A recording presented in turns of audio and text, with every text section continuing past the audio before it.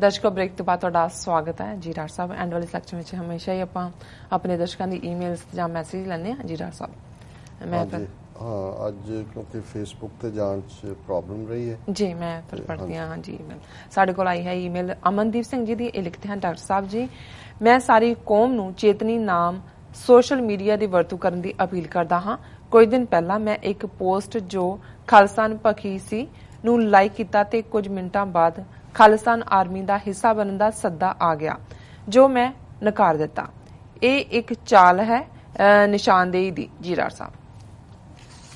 देखो असीं अक्सर ये पहला भी कहते हैं और वीर अमनदीप सिंह ने इनू चेतावनी दी है। उन्होंने कहा जी कि खालिस्तान पक्षी जी लिखत है उस तो बाद मैनू सद्दा आया कि भी ज्वाइन खालिस्तान आर्मी जी। सो ज़ाहिर है भी इंटैलीजेंस एजेंसियां ने अपना चार चफेरे जाल विछाया, वो मॉनीटर भी करते हैं और असी समझते हैं कि आज़ादाना तौर पर शांतमई तरीके नाल खालिस्तान की गल करना साडा हक है, वो कोई खिलाफ वर्जी नहीं है। पर वो इस सारे दौर च जिहड़े इमोशनल जज्बाती किस्म के सिख ने उन्होंने इस किस्म का दे के झांसा कि जी तुसीं लड़ो इस दे लई और फिर उन्होंने वरतणगे और बाद दे विच कहणगे जी देखो सिख किवें हिंसक हो रहे हैं। तो इन्होंने वीर अमनदीप सिंह ने बिल्कुल ठीक किया कि सानू बहुत अलर्ट होने की लोड़ है भी असी किसी भी इस किस्म की जिहड़ी उकसाहट है जां ट्रैप है उस तो खबरदार रही जी। डॉक्टर साहब हुण असीं जावांगे कि तुसीं साडे दर्शकां नूं दस दिओ अज दा विचार।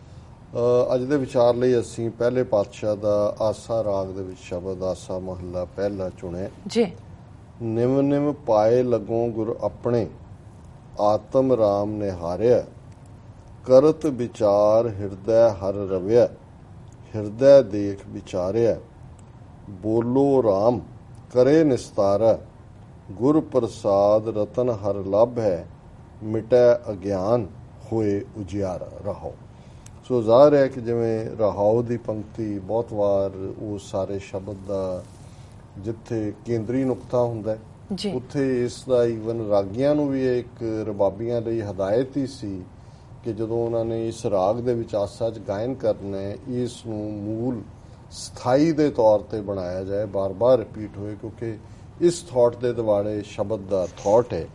सो ज़ाहिर है कि भी राम रमया होया सतगुरु फरमांदे ने कि अपने मुखारबिंद चों उस राम नूं रब नूं याद करो जिहड़ा निस्तारा जिहड़ा पार उतारा करदा है और गुरु की कृपा दे नाल यही सब तो कीमती जूल है। रब की याद रब की इबादत यही है और इस नाल की हुंदा है मिटा अज्ञान, जिहड़ी अज्ञानता है इग्नोरेंस है वो खत्म हुंदी है, होए उजियारा चार चफेरे चानण हुंदा है। और ये जदों असीं इस रस्ते ते तुरदे हैं और जिवें शुरुआत है शब्द दी निम निम पाए लगों गुर अपने आत्म राम निहारिया कि ये रब किते बाहरों नहीं मैं जाके लभ्या, आत्म राम मैं अपने अंदर अपने हिरदे चों ही उस रब नूं लभ्या और इस दे लई मैं गुरु दा शुक्रगुजार है।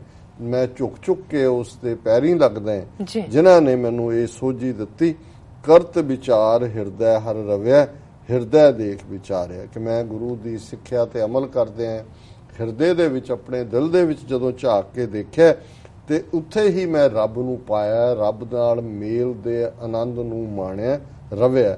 और ये बोलो राम करे निस्तारा मैं ऑलरेडी दिती है। रवनी रवै बंधन नहीं टूटे, विच होमै भरम ना जाई, सतगुर मिलै तो होमै टूटे ताको लेखै पाई।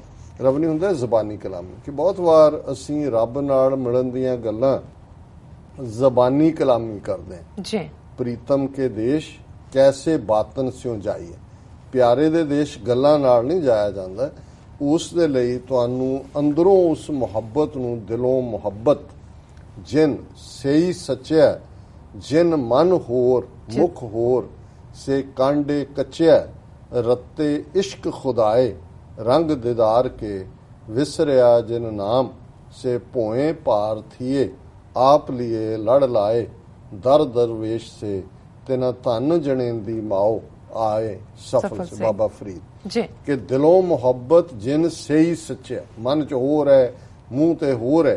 सो ये जिहड़ी अल्टीमेटली रवणी रवै बंधन नहीं टूटे। जबानी कलामी गल्लां दे नाल ਜਿਹੜਾ ਮਾਇਆ ਦਾ ਮੋਹ ਦਾ ਬੰਧਨ ਜਿਹੜੀ ਬੌਂਡੇਜ ਹੈ ਜਿਹਨੇ ਸਾਨੂੰ ਬੰਨੇ ਇਹ ਨਹੀਂ ਟੁੱਟਦੀ।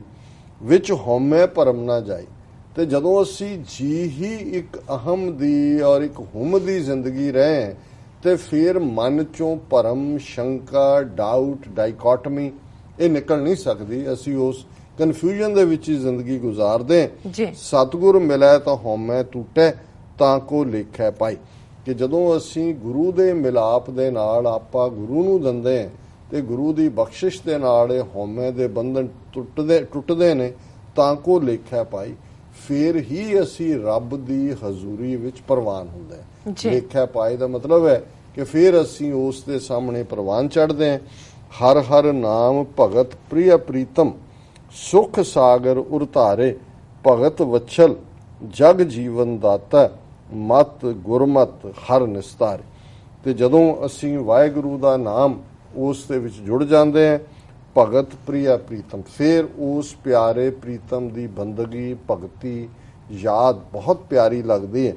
ਸੁਖ ਸਾਗਰ ਉਰਤਾਰੇ, ਫਿਰ ਇਸ ਗੱਲ ਦੀ ਸਮਝ ਹੈ ਕਿ ਇਹੀ ਸੁੱਖਾਂ ਦਾ ਸਾਗਰ ਹੈ, ਇਸ ਨੂੰ ਹੀ ਮੈਂ ਦਿਲ ਦੇ ਵਿੱਚ ਧਾਰਨ ਕਰਨਾ। ਉਰ ਕਹਿੰਦੇ ਨੇ ਹਿਰਦੇ ਨੂੰ, ਦਿਲ ਨੂੰ।